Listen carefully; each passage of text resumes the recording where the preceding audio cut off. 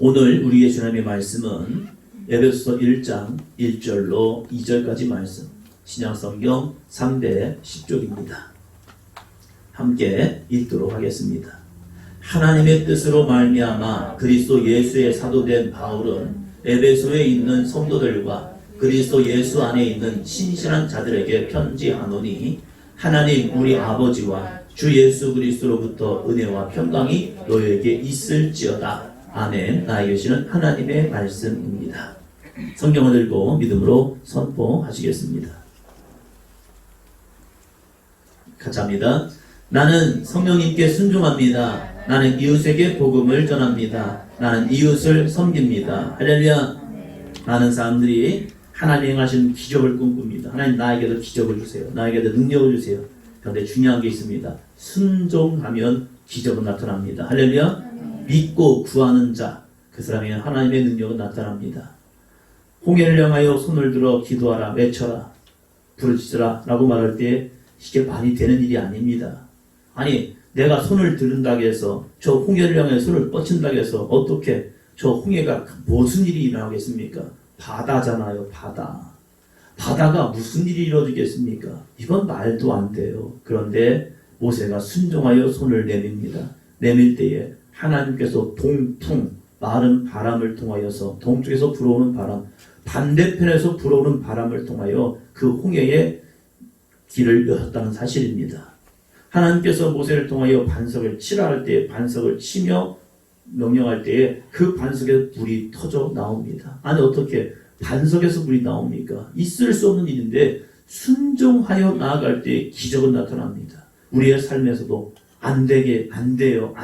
그게 아니라 내 안에서 한 번 더 합니다. 하나님의 말씀을 믿는 믿음을 주세요. 할렐루야. 그 믿음이 나의 삶에 기적을 나타내는 거룩한 삶이 될 줄로 믿습니다. 그래서 우리는 선포합니다. 나는 그리스도입니다. 한 번 더 합니다. 나는 그리스도입니다. 두 번째입니다. 예수는 나의 안에 거하십니다. 옆 사람을 보시면서 예수는 당신 안에 거하십니다. 모르셨죠? 성경은 우리에게 말합니다. 믿는 자에게는 주님의 영이 오셨대요. 오셨는데 어떤 사람은 충만하게 임하고 어떤 사람은 잔잔하게 임하고 어떤 사람은 생명만 유지할 수 있도록 임하고 있다는 거예요. 그래서 우리는 기도합니다. 성령의 충만함을 줘서 그래서 세상이 감당할 수 없는 나 자신이 내가 삶을 사는 내 안에 그리스도가 살 수 있도록 내 안에 성령의 충만함을 줬어. 성령의 충만함을 가지고 나가잖아요. 세상을 능히 이길 수 있는 능력의 사람이 될 줄로 믿습니다. 오늘부터 에베소서에 대해서 함께 말씀을 나누려고 합니다. 에베소서. 계속적으로 언제 이 에베소서를 할까? 언제 이 말씀을 나눌까? 하다가 이제 시간 준비하면서 나가다가 이제 할 때가 된 것 같다라는 마음이 들어옵니다. 이 에베소서 우리가 성전 이전을 준비하면서 새로운 환경과 여건을 준비하면서 이 에베소서를 함께 말씀으로 나아가려고 합니다. 1절부터 시작해서 끝에까지 말씀을 함께 나누면서 왜 사도 바울은 이 에베소서를 우리에게 전하고 있는가? 이 시대를 살아가는 우리들에게 왜 이 에베소서는 필요한가? 오늘 서론 부분을 함께 나누려고 합니다. 그래서 세 부분을 함께 생각해 보려고 합니다. 첫 번째, 이 에베소라는 곳은 어떠한 곳이었을까? 이곳에 왜 바울은 복음을 전했고 이 사람들에게 믿는 사람들에게 왜 에베소라는 복음을 썼을까? 말씀을 쓰고 있을까? 두 번째는 에베소를 쓰게 된 배경, 분명히 목적이 있을 겁니다. 편지를 쓴다는 것은 서신을 쓴다는 것은 분명한 목적이 있다는 거예요. 왜 에베소서를 써서 이 에베소 교인들에게 무엇을 말하고 싶은 건가? 세 번째, 그럼 이 시대를 살아가는 우리들에게 왜 우리는 에베소서를 읽어야 하는가? 2000년 전에 선포된 말씀이, 전파된 말씀이, 써져진 이 말씀이 왜 지금 우리들은 이 에베소서를 다시 한번 읽고 묵상해야 하는가? 함께 보려고 합니다. 첫 번째입니다. 첫째, 같이 합니다. 에베소는 어떤 곳입니까? 에베소, 에페수스라는 지명의 이름을 가지고 있습니다. 여기는 지금으로 말하면 터키, 과거 소아시아 서부 해안에 위치한 고대 도시입니다. 그 이름의 뜻을 보니까 욕망, 소망이라는 뜻을 가지고 있는 에베수스 라는 그런 에페소스라는 뜻을 이름을 가지고 있습니다. 고대 그리스 아테네 아시죠? 아테네, 그리스의 아테네. 이 그리스 아테네에서 여기를 식민지 삼아서 만들었던 도시입니다. 이곳이 해안을 끼고 있기 때문에 해안 무역으로 열심히 발전했습니다. 그러니까 상업이 발전한 도시가 되어버리죠. 이 상업이 발전해서 도시가 이루어지다 보니까 로마 시대에는 이 소아시아의 이 아시아 쪽의 주 수도로 바뀌어버립니다. 그러니까 에베소라는 지역을 통해서 수도 역할을 감당하고 있는 거예요. 에베소 이 소아시아 지역에서. 그러니까 에베소 지역이 굉장히 상업적으로 발전하게 되고 있죠. 이 도시가 BC 2세기 정도에는요 20에서 30만 정도의 큰 도시로 바뀝니다. 과거 이 10만, 20만, 30만 이게 장난이 아니거든요. 지금 우리 춘천 인구가 몇 명이죠?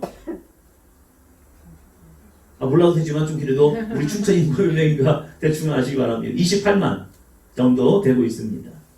그러니까 이 춘천의 인구 정도 20에서 30만 이 30만 정도 살았던 것 같아요. 이 규모상으로 보면. 그래서 이렇게 큰 도시로 되어집니다. 이게 지중해에 있는 소아시아 대충 그림이 있는데 지도가 있는데 에베소라는 곳이 바로 이쪽입니다. 터키죠. 그 도시가 얼마나 컸느냐 보면 거기에 있는 건축물들을 보면 알 수 있습니다. 아, 이 도시가 이 정도 컸구나. 여기가 에베소의 지역의 상업 지역입니다. 거리예요, 거리. 선교순례를 이스라엘은 못 가고 그리스 터키 지역을 갔었는데 이 터키 지역을 가면서 느끼는 점이 그거예요. 와, 2000년 전에 이렇게 큰 도시가 있었어? 그런데 너무 기가 막힌 것이 이 도시가 다 땅 위에, 땅 속에 묻혀 있었던 거라는 거예요. 지금 발굴한 거죠. 발굴해 내어서 이렇게 만들어버린 거죠. 대부분의 도시들이 땅에 다 속으로 들어갔었어요. 그러니까 없는 줄 알았어요. 그럼 나중에 보니까 고고학자들이 연구하다 보니까 하나 둘씩 발굴하다 보니까 와우, 이 도시가 대단한 거예요. 여기가 상업지역, 이게 장사하는 사람들이 쭉 있는 그런 지역이었답니다. 그리고 이 에베소에서는 유명한 게 있는데 아데미 신전입니다. 길이가 115m, 너비가 45m, 높이가 18m. 이 로마 지역 가운데에서 가장 큰 신전을 가지고 있었던 겁니다. 그만큼 이 지역 사회가 큰 융성함을 누렸다는 사실이에요. 그리고 에베소에는 2만 5천 명의 관중을 들어갈 수 있는 그러한 원형 경기장이 있습니다. 2만 5천 명. 우리 송암 주경기장에 몇 명이나 들어갈까요? 보통 월드컵 경기장이 2만 5천, 3만 명, 큰 데는 4만 명 들어갈 수 있는 그런 경기장을 만듭니다. 그것도 대단히 커요. 큰 도시죠. 근데 이 에베소에는 그 당시에 2만 5천 명이 들어갈 수 있는 원형 경기장이 있었다는 사실이에요. 그만큼 사람들이 많이 모였다는 거죠. 그리고 셀수스라는 도서관입니다. 성경에서는 두람노 서원이라고 말하죠. 지금 한쪽 벽면이 남아있어요. 한쪽 벽면. 이 광장, 이 건물들이 지금도 있는데 거기 가보면 와, 저기 사람들 있잖아요. 사람들이 서 있는 것과 그 건물의 높이를 보면 대단합니다. 여기에 수많은 이 장서들이 있었다는 거예요. 12,000권, 15,000권의 이러한 책들이 있었다. 지금으로 책과 비교가 안 되죠. 왜요? 그때는 이 양피나 이런 걸로 해서 그 책을 만들었기 때문에 그 책을 보관하려면 그만큼 많은 장수가 필요했던 거죠. 이것이 바로 두란노 서원, 셀수스 도서관이라고 말하고 있습니다. 또한 이 도시의 문명을 쭉 보면요, 여기가 큰 목욕탕이었답니다. 목욕탕의 규모가 얼마나 컸는지 화장실 한번 보면 될 거예요. 화장실. 여기에 목욕탕에 있는 화장실입니다. 로마 시대 무슨 화장실일까요? 수세식 화장실. 물이 흘러감을 통해서 저기 앉아서 그냥 쭉 보면 물로 밑에서 물이 흘러가서 처리를 하는 이러한 이 로마 시대의 이 수로 문화를 보면 대단하지요. 그래서 지금 이 시대에도 보기 힘든 이러한 수생식 화장실을 만들어 놓고 목욕탕 안에다가 그래서 생활했답니다. 그러니까 이 지역 자체가 대단한 문명을 가지고 있던 시대예요. 이러한 곳, 그래서 에베소라는 지역을 보면요, 한번 갑니다. 상업, 종교, 정치, 교육, 문화. 여기에 가장 뛰어난 그런 에베소라는 지역이 있습니다. 이러한 지역에서 그것도 이방 종교인 기독교의 복음을 전한다는 것, 이것이 가능할까? 이게 될까? 이게 되겠습니까? 역사를 물어보시면 합니다. 복음이 전파될까요? 물어보세요. 복음이 전파될까요? 지금으로는 감남 같은 그런 곳. 사람들이 자기의 명성을 믿고 자기의 힘을 믿고 자기의 돈을 믿고 자기의 종교를 믿는 그런 모습 속에서 복음이 전파될까? 사도 바울의 복음을 전하는 이 마음을 보면요, 한번 더 합니다. 99%의 불가능이 있다 할지라도 1%의 가능성을 보고 믿음으로 씨앗을 뿌립니다. 이것이 사도 바울의 선교 자세입니다. 사람들은 말합니다. 저 사람은 안 돼. 저 집은 안 돼. 이 지역은 안 돼. 라고 바라본다 할지라도 이 사도 바울은 1%의 가능성이 있다면 그 1%의 가능성 10명 중에 100명 중에 한 명이라도 복음을 믿고 예수 그리스도 앞으로 나온다면 그 한 명을 통해서 시작된다라는 믿음을 가지고 에베소라는 곳에 복음을 전하기를 시작했다는 겁니다. 그래서 2차 전도 AD 51년에 1차로 갔다 2차 전도 여행에서 한번 갔다가 3차 전도 여행이 된 53년부터 한 3년의 시간 동안 이곳에서 복음을 전하면서 이곳에 하나님의 교회 에베소 교회를 세우게 되어집니다. 많은 사람들은 불가능을 봅니다. 그러나 믿음의 사람, 성령이 그 안에 거하시는 사람들은요, 불가능이 아니라 가능성을 보고 있다는 사실입니다. 옆 사람을 물어봅니다. 당신은 불가능을 봅니까? 가능성을 봅니까? 옆에 사람에게 물어보세요. 불가능을 보세요? 가능성을 보세요? 불가능을 보세요. 가능성을 보세요. 내 안에 성령이 계시고 내 안에 거룩한 복음의 씨앗이 있는 사람들은요, 불가능이 아니라 가능성을 보고 오늘도 도전하고 있다는 겁니다. 여러분의 가정 속에, 여러분의 삶 속에, 여러분의 주변에 안 되는 모습이 보입니까? 우리는 믿음을 가져야 합니다. 성령이여 내 안에 오셔서 나로 하여금 가능성을 보게 하여 주옵소서. 그래서 하나님의 교회가 세워지게 하시고 죽은 자가 살아나는 귀한 역사가 임하게 하여 주옵소서. 할렐루야. 둘째입니다. 둘째 같이 합니다. 바울은 왜 에베소서 편지를 기록하여 전달했을까요? 왜 사도 바울은 에베소서를 써서 그들에게 전달했을까? 바울은 이스라엘 지역이 아닌 다른 지역에서 복음을 전할 때 회당을 찾습니다. 왜요? 회당은 유대인들이 모여있기 때문입니다. 먼저는 유대인들에게 복음을 전하고 그러고 나서 이제 주변의 사람들, 이방인들에게도 복음을 전합니다. 왜요? 사도 바울 자신이 이방인의 사도로 부름받았다는 확신 때문입니다. 그렇다고 유대인들은 멀리였느냐? 아니에요. 먼저는 유대인들에게 복음을 전합니다. 예루살렘과 온 유다와 사마리아와 땅끝까지로 주의 복음을 전한 예수님의 말씀처럼 사도 바울도 이방의 사도로 부름받았지만 먼저는 내 형제, 내 친족, 내가 유대인이잖아요. 그래서 유대인들에게 먼저 복음을 전하며 나아갑니다. 사도행전 19장 8절로 10절이요. 같이 합니다. 바울이 회당에 들어가 석 달 동안 담대히 하나님의 나라에 관하여 감론하며 권하되 바울이 회당에서 먼저 복음을 전했다는 거예요. 몇 달 동안요? 석 달 동안. 그들에게 예수 그리스도가 왜 우리의 메시아가 되신가를 전한 거예요.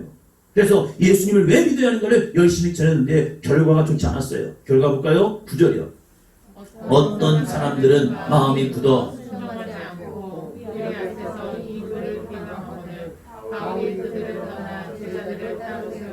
두란노 서원에서 날마다 강론하니라.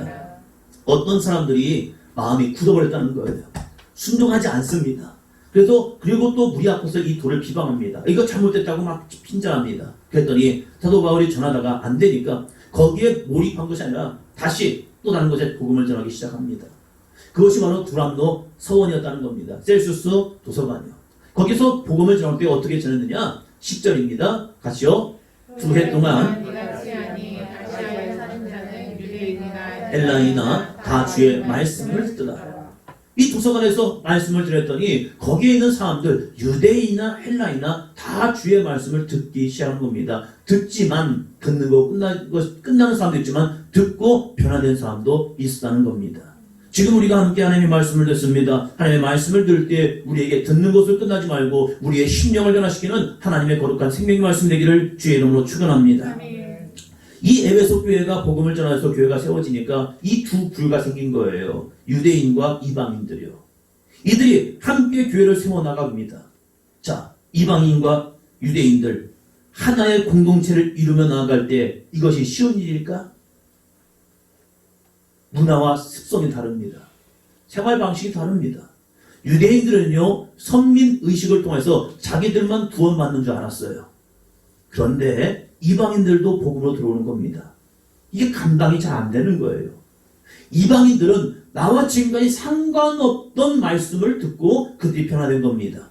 그리고 믿음으로 들어왔습니다. 그러다 보니까 여전히 자신들이 하고 있던 생활 방식에서 차이가 생긴 거예요. 그래서 신앙생활이 만만치 않습니다. 이 사람들이 모여서 한 공동체를 이룬다. 이게 쉽겠냐 이거예요. 여러분 살아보지만 남편과 아내 하나 되기가 쉽습니까? 어렵습니까? 쉬워요? 어려워요? 다들 이렇게 말하죠. 말이 안 통한다고. 말이 잘 안 통한다는 거예요. 여자분들만 그런 게 아니라 남자들도 그래요. 말 좀 덜 했으면 좋겠어요, 남자들은. 근데 여자분들 이런 말 자주 하죠. 여보, 나랑 얘기 좀 하자고. 근데 남자들은 갑자기 부담스러워요. 도대체 무슨 얘기를 하려고 그래? 왜 이렇게 해요? 이 남자의 습성과 여자의 습성도 달라요. 다르기 때문에 하나 되는 것이 쉽지 않다는 거예요. 그래서 하나 되기 위해서는 한 번 더 합니다. 노력이 필요하다. 노력이 필요해요. 교회 안에서도 마찬가지예요. 이방인과 유대인들 이 둘이 하나가 된다는 것, 이것은 쉽지 않은 사건입니다. 이 쉽지 않은 사건 속에서 하나 되기 위해서 어떻게 이 공동체가 믿음의 사람들이 하나 될 것이냐, 이 에베소서를 통하여서 바울은 하나됨의 비결을 이야기합니다. 그것이 뭐냐? 한번 더 합니다. 그리스도 안에서의 연합. 그래서 에베소의 주제는 그리스도 안에서의 연합이라는 거예요. 어떻게 우리가 하나 될 수 있으냐? 그리스도 안에 있다면 이방인이든지 유대인이든지 아니면 아시아인이든지 유럽인이든지 노예든지 자유인이든지 섞여서 우리는 하나 될 수 있습니다. 왜요? 그리스도 안에 있으면요. 에베소 3장 6절 이렇게 말합니다. 같이요. 이는 이방인들이 복음으로 말미암아 그리스도 예수 안에서 함께 상속자가 되고 함께 지체가 되고 함께 약속의 참여자가 됩니다. 이방인들이 어디로요? 복음으로 말미암아. 어디에서요? 그리스도 예수 안에서. 이방인들도 그리스도 예수 안에 있다면 그들도 함께 상속자, 하나님의 나라를 유업으로 받는 상속자, 함께 지체, 그래서 형제 자매가 될 수 있고 노예와 자유인이 하나가 될 수 있다는 거예요. 형제가 자매가 될 수 있다는 거예요. 어떻게 그런 일이 가능합니까? 노예는 영원히 노예인 줄 알았어요. 그런데 그 노예를 향하여 이렇게 말합니다. 형제님, 자매님, 이게 말이 돼요. 노예인데? 그런데 이 교회 공동체 안에서는요, 이방인이든지 유대인이든지 유럽인이든지 아시아인이든지 자유인이든지 노예이든지 그리스도 안에 있다 보니까 서로를 용납하기 시작하는 겁니다. 서로를 이해하기 시작합니다. 서로를 포용하기 시작합니다. 내 포용력과 내 마음으로 아니라 그리스도 안에 주시는 은혜와 사랑을 통해서 그 사람을 하나의 하나님의 형상으로 보기 시작하는 거예요. 할렐루야! 그러다 보니까 그리스도 안에서 하나됨을 이룰 수 있었다는 사실입니다. 그래서 이 에베소서에서는 반복되는 말이 있습니다. 같이 합니다. 시작! 그리스도 안에서. 여러분 한 주간 살아가면서 여러분 자신이 한번 질문해 보시기 바랍니다. 나는 지금 누구 안에 있지? 아침을 시작하면서 하루를 마감하면서 오늘 하루 나는 누구와 함께하고 있었는가? 내 안에 악한 사단마귀가 역사했는가? 아니면 내가 그리스도 안에 있는가? 내가 매 순간순간마다 지금 나 누구 안에 있지? 나 누구와 함께하고 있지? 나 누구와 동행하고 있지? 여러분 안에 그리스도 안에서 그리스도와 함께 동행할 수 있는 믿음의 삶이 되기를 주의 이름으로 축원합니다. 하나됨의 주체가 내가 아니라 그리스도 안에 있을 때 가능하다는 거예요. 사도행전 교회가 하나 되는 것, 가정이 하나 되는 것, 남편과 아내가 하나 되는 것, 부모와 자녀가 하나 되는 것, 사회가 하나 되는 것, 그리스도 안에 있을 때 가장 선한 모습으로 하나 될 수 있다는 겁니다. 그리스도 안에서 택하심과 용서, 애정과 가족 관계, 이 모든 것이 온전하게 성숙하고 이루어질 수 있음을 말씀하고 있다는 거예요. 어디에서요? 에베소서에서요. 그래서 에베소에서는요, 신앙생활뿐만 아니라 우리의 가정생활도 어떠한 부부생활이 될 것인가, 어떠한 부모와 자녀의 관계가 될 것인가를 에베소에서 말씀하고 있는 거예요. 왜요? 우리가 그리스도 안에 있다면 완전한 변화되는데 그 변화가 어떠한 변화냐? 그리스도인으로서의 변화가 되고 있다. 그 그리스도인의 변화는 하나님과 나와의 관계도 있지만 내가 어떻게 우리의 가정에서, 우리의 사회 속에서, 우리의 직장과 사업장 속에서, 우리가 만나는 이웃 속에서 어떠한 모습으로 살아갈 거냐? 이것이 진짜 그리스도인이다. 할렐루야. 그래서 오늘 이 사도 바울은 에베소 사람들에게 이 말씀을 서신서를 쓰면서 우리는 참된 그리스도인이 되시다 충고하고 있다는 사실입니다. 마지막 셋째입니다. 같이요. 마지막으로 왜 우리는 에베소서를 읽고 묵상해야 합니까? 왜 우리는 성경의 말씀을 읽고 묵상해야 하냐 이거예요. 이 시대는 모순 속에 살아갑니다. 공정과 정의를 외치는 사람들이 자신이 가진 힘으로 특혜를 누리며 살아갑니다. 사랑을 외치는 사람들은 사랑이 아닌 서로 자신을 주장하며 싸움과 분쟁을 일으킵니다. 예수 그리스도가 주인됨을 표방하는 교회가 주인은 없고 사람들이 주인 노릇하려고 세력 싸움을 하고 있습니다.